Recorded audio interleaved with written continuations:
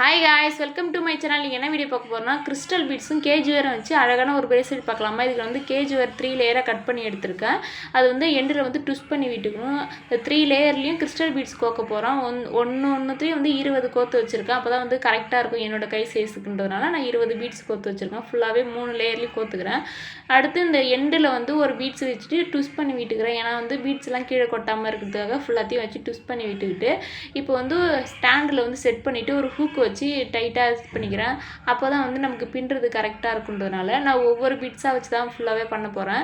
ஒரு பீட்ஸ் விட்டுட்டு ஒரு ரொட்டேட் பண்ணும், ஒரு பீட்ஸ் வச்சுட்டு ஒரு ரொட்டேட் பண்ணும். அப்போ வந்து ஈஸியாக வரும், சூப்பராகவும் இருக்கும், லைன் வந்து கரெக்டாக இருக்க மாதிரி இருக்கும். அதனால் இதுமாரி பண்ணிக்கிறேன்.